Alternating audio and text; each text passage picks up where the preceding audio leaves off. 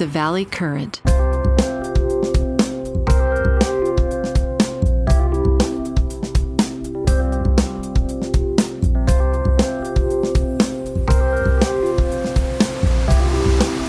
What today's topic is about, because we were having this discussion, is about these things called prediction markets, right? Which I've been aware of for a long time.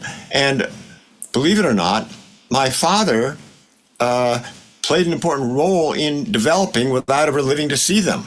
So in the prediction markets, people are actually betting on who's going to be president the way they would bet on how valuable Tesla stock is going to be. Right. And what we see here, just in the last, hour basically, is that Trump is way up.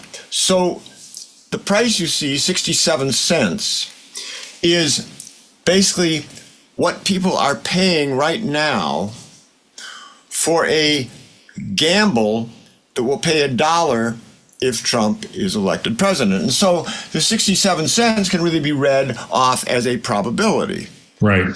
And we see that Biden is next at 21, Harris is at 14.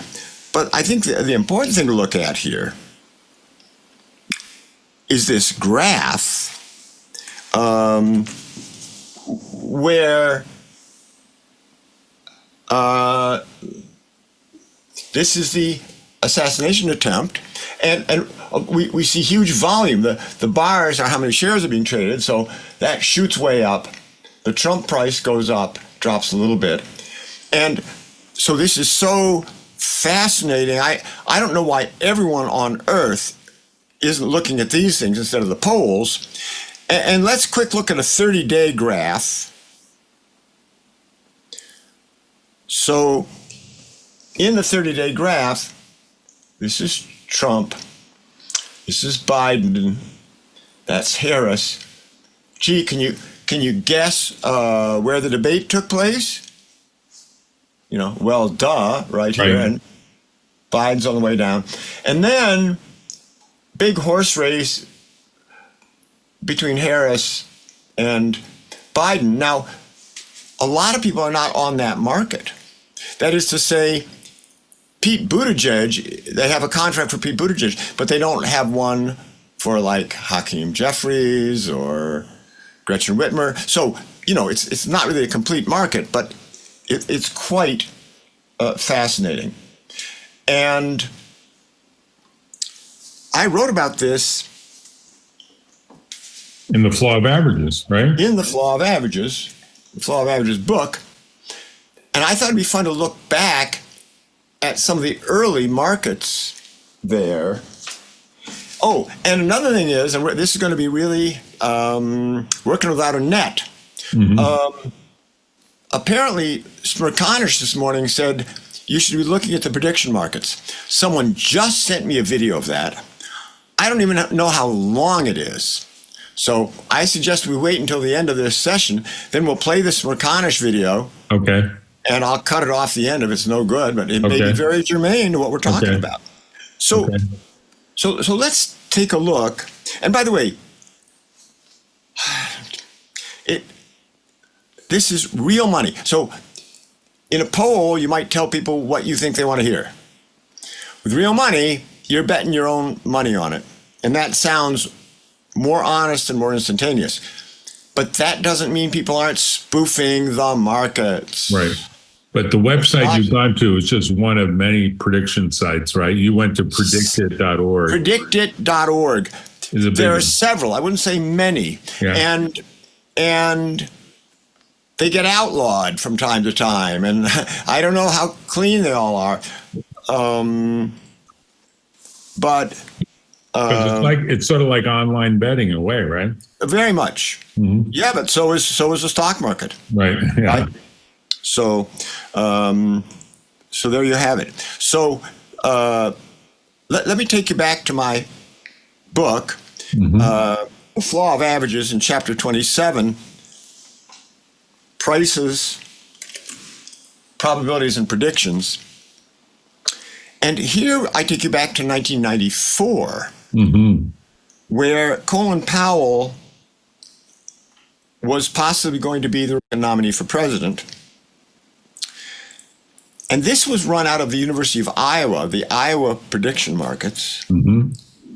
Now, let's just go back to, do the markets really work? Let's not forget GameStop and people spoofing the market,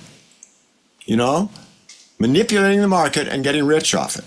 So anyway, it's very interesting how this market started. So the Iowa prediction market ends up selling two contracts, a yes contract and a no contract. A yes contract pays you $1 if Colin Powell is the Republican nominee. The no contract pays you $1 if he isn't. Now, how would you get a market like this started? I thought this was intriguing. Mm-hmm. They only sold them in pairs. A yes plus a no pair.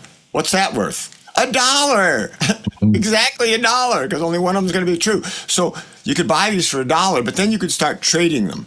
So the no line here, okay, is coming down. The yes line is coming up. Colin Powell begins his book tour. Big jump. Right. O.J. Simpson verdict. Temporary little drop. Mm-hmm. By the way, every time the graph is not completely symmetric, there's a potential arbitrage opportunity, but forget about it. It's probably not close enough to really make anything on. Right. Now, there are several wonderful examples here, but my favorite one. Oh, well, here's a very important one. Oh my gosh. So this was not a prediction market itself. There's a ton of stuff written on this. That was the date of the 9/11 attack, that Tuesday. Right. And September 11, 2001. And the ratio, typically, of calls to puts, right, of a given stock, option contract, typically 2 to 1. Or right. Let's say the ratio of puts to calls is 0.5, right? Yeah. People are more optimistic about stocks going up, so they buy calls and they rarely, less often buy puts. Yeah. Except that this ratio is supposed to be 1/2. On the Tuesday, it starts to climb. This is put options on American Airlines. Oh my God! All right. Is it American or United? Oh no, this one's United. This one is United. Which is one of the planes. Which is one of the planes that was. That's right. That's right. And it reaches 25 here. Mm-hmm. This ratio is supposed to be 1/2 under normal conditions, so it's 50 times too big on the Thursday before the Tuesday attack, and it comes down. Here is Delta. Here is American down here. Now look, American pops up on the Monday to like 6, so it's 12 times too big. Now, there's been lots of speculation on this, and it looks, there are explanations both ways. The feeder airlines get hammered if big airlines do less business, because then they get less business. And so they might well take out put options on their big brothers. So in case they go down. Okay. But anyway, definitely surprising there. Now, so markets are incredibly important, that's for sure. Now here is my favorite one. Will they find weapons of mass destruction in Iraq? No. It's like, yes, you will. No, you won't. No, you didn't. Right. And what I love about that is, I don't care what the government says. The market, speaks a different kind of truth. Right. So that's why we should have them alive. Okay. Now, one night, I was watching these all the time. Mm-hmm. And we are talking now July 15th, 2004. Oh my gosh. It's like 20 years ago. And the most hottest traded contract was the Martha dot time dot plus 14 months. This was the night before Martha Stewart was sentenced. She was already convicted. Right. And this is a contract that's going to pay off if she gets more than 14 months. And it was the most heavily traded contract of the day. Like the price was around 33.50. What was that? 33. Oh, no, here, 35, about 35, right? Okay. And that was down by 25 points. So it was way, way down. So here it is, the night before the sentencing. If I had had gumption, I would have gone out and bought a whole bunch of Martha Omnimedia stock that night, right? I could have put in an order, a buy order, but I didn't have a broker or anything, and I didn't do it. But the next day, what happens is, I got to get the time in here. I think her sentence occurred right around this time, right around here. And of course, it was less than 14 months. So now you see that if I had bought the stock, right, it's climbing a little bit up to sentence time, right? And then when they hear the sentence and it's low, it shoots way up. What I love about this is that this is an insider trading scandal on an insider trading scandal. It's like people doing insider trading on the sentence of the insider trading. I love it. I love it. Anyway, so that's chapter 27 of the Flaw of Averages book. Get it on Kindle. The thing that's so rich about this story is that your father, Jimmy, I guess that was his informal name, Professor Jimmy Savage, who worked at the University of Chicago, if I'm remembering it right? Right. Yes. So in a sense, I think of myself often as like the father of the chance age, because I own chanceage.com that I bought for $12 from GoDaddy. That makes my father the grandfather of the chance age, as you pointed out. But he was also very influential in Bayesian statistics and in subjective probabilities. Now, he did not invent Bayesian statistics, but a lot of people think of him as the North American distributor.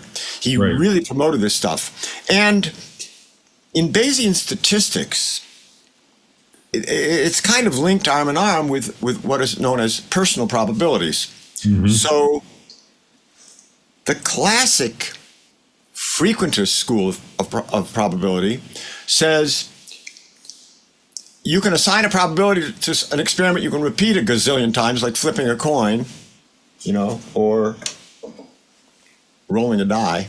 And then, let's say we roll a die a bazillion times, and we count up the fraction of the number of times it comes up 4, and that's 1/6, and so that's the probability of the die coming up 1/6. But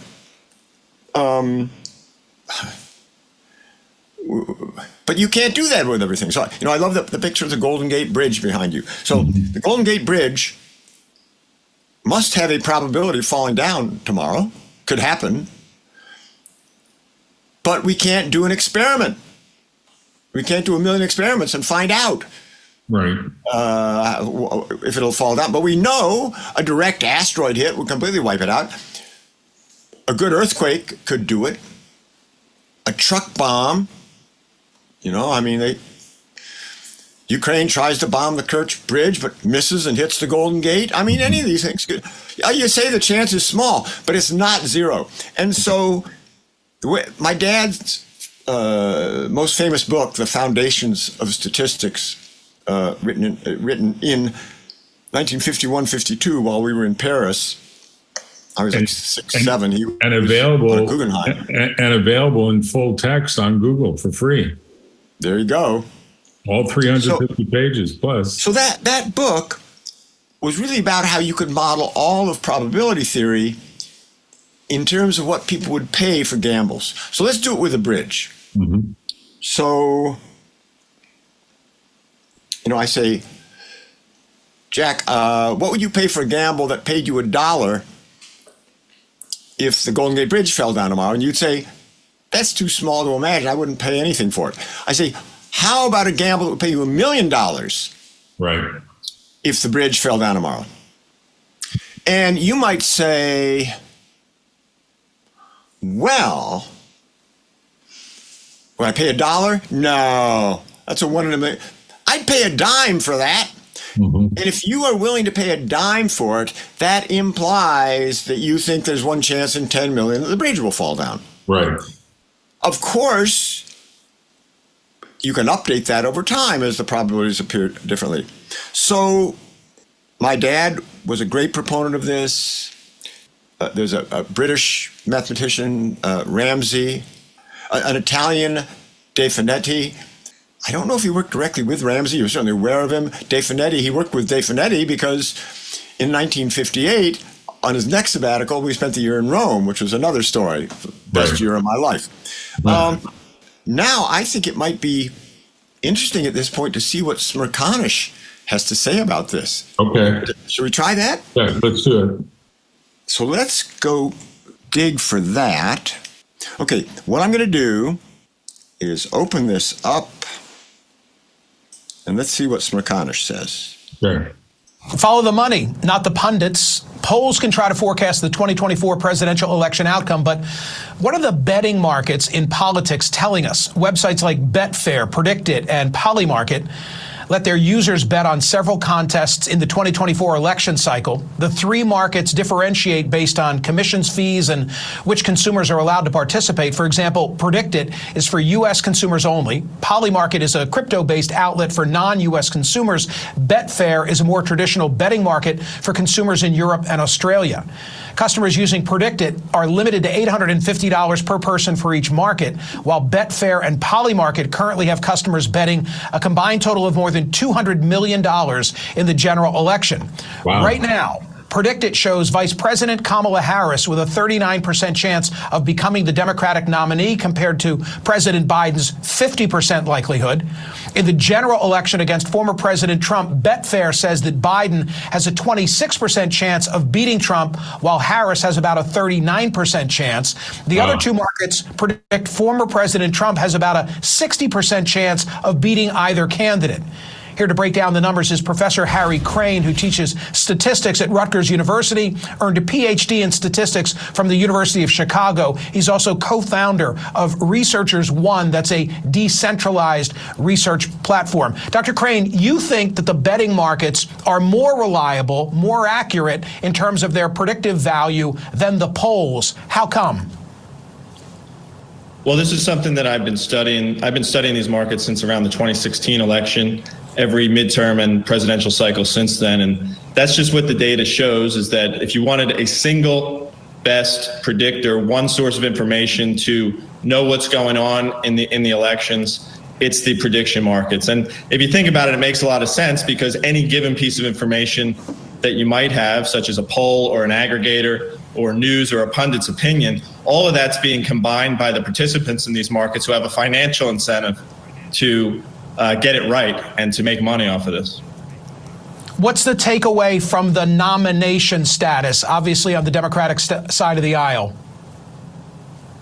Well, what's interesting, I mean, these markets are going up and down as the news changes over the past couple of weeks. As of right now, I mean, Biden gained a little bit in the past couple of days since his NATO speech.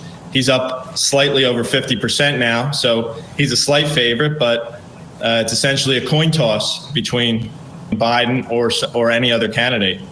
And relative to who wins in November, regardless of who the candidate might be, Republican or Democrat, what are you seeing?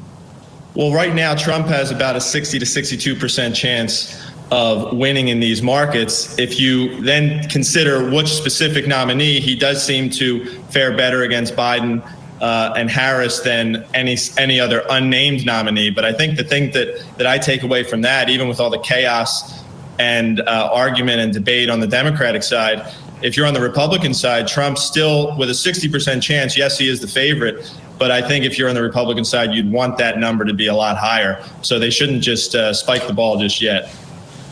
Is this a fair way to characterize the data that other, meaning someone other than Biden and Harris, is least likely to win the Democratic nomination, but would be more likely to beat Donald Trump if they were to secure the nomination? Yeah, that's pretty much what the markets are saying right now. If you consider any other candidate getting the nomination, depending which market you look at, their chance of winning would be anywhere from 50 to 70% as of right now. One other question, if I may. A lot of the money that we're talking about, because apart from Predict It, which is unique, we're talking really about foreign investment. As somebody said on my radio program on Sirius XM, why would we rely on a foreign perspective, even if it is a betting market? You would say what to that? Well, first, one thing I would say is that the regulations in the U.S. need to change so that we get more markets in the U.S. It is crazy that we're limited to $800 and we're relying on the information from overseas. But the answer to that is that there are professional bettors, the biggest bettors, the best, the smartest, biggest syndicates in the world who make millions, tens of millions of dollars doing this. So they're incentivized. They have access to all the same information that we do, all the data, the polling data, the news. And so it's really the markets at work. And just because they're located overseas doesn't mean that they're not getting access to the same information and the same expertise that might come from the American side. Yeah, or as Tom Friedman would say, the world is flat. What he's saying is there's a certain wisdom in the crowd of data that's willing to make bets, right? It's like estimates of the number of jelly beans, right? If you do something that collects enough data, it's going to tell you something about what the overall wisdom of the crowd is, right? Right. I mean, that's the efficient market hypothesis of the University of Chicago. And by the way, my dad co-founded the statistics department at the University of Chicago. Right. Right. And of course, the 60% number we saw was prior to tonight's assassination attempt. I'm just going to pop this up again and refresh the screen and just see what it says now. Oh, so it's down to 66. You know, you're going to expect markets to bounce around a little bit, but to think that Biden really has a chance at 25 cents versus 66. Right. It's not quite 100%. It's a little more than 100%. Like if you go down to the bottom, if we summarize. Well, so here's the thing. It's like 30. It's like 125, right? So you got to normalize it a little bit. Well, but no, here's the thing, Jack. If the markets were really perfect and it ever got above 100%, right, then you could have a guaranteed arbitrage by selling them all, right? Or no, buying them all. I forget. We'd go one way or the other. Right. No, you'd buy them all, right? No, you'd sell them all. I could do the math if I sat down, but there are transaction costs and stuff like that. Right. So it's pretty efficient, but you know, it's not quite like puts and calls, you know, which are extremely efficient. There's a put call parity there that exactly defines one price versus the other, pretty much. From here, I do think this is going to change the dynamic of the race. You know, I'm going to follow the markets. I'd be willing to bet that Biden is not the nominee when all is said and done. But, you know, it's another way to look at the world. And I want to echo that professor's sentiment that let's free these things up so that we can use them to glean information, you know, that the government might actually not want us to know, or other people might not want us to know. You know, free markets are the way to understand this stuff. Well, I think your point is that in many ways, the free markets will tell us more about what the likely outcomes are than the spin that we see in the news, right? Because the news is very biased one way or the other. Right. And we don't know what the polls are. The polls are even more complicated, right? But let's just not forget that the markets can be spoofed. Right. And the Russians did a good job of that last year or a few years ago, last election, right? Right. I don't know if they actually spoofed the prediction markets, but they could have for sure, Mm-hmm. right? Yeah. We just don't know. Well, let's say that this presentation really is in the honor of your dad, because your dad would be what, about 100 years old now? What would he be at this point? Let's see. He was born in 1917, so that would be. So he'd be 107. Yeah. What was his birth? What was his birthday? What was Jimmy's birthday? November, I think it was November 20. So November 20th, he would be 107. Yep. Right? What was his first name? Edward? Leonard. Well, that's a weird story. They hadn't named him when he was in the hospital, and so the nurses started calling him Jimmy, and he ended up spelling it Jimmie, and so finally when they brought him home, his parents named him Leonard, but he didn't like that. He wanted Jimmy, and when he was 21, he had his birth certificate changed to say Leonard Jimmy. Oh, Sam, that's a funny story. Oh, the other thing. Oh, gosh, the other really important thing about my dad's academic career and my own. The only thing that our two careers have in common academically is that we both flunked out of the University of Michigan. But then they had you and him come back, right? I didn't come back. He did. He got his doctorate from Michigan. I ended up bouncing around from school to school, and I ended up with a math degree from Boston University, and then a PhD in computer science from Yale, ultimately. Well, that's pretty good. Yale's pretty good. But along the way, you built the Schmuzzles puzzle, which I have here in my office. And you wrote. Well, that's for another podcast. We're going to completely confuse our audience if we get into that. But I'd love to talk about that as well. Okay, thanks, Sam. Talk to you later. Take care. Bye-bye.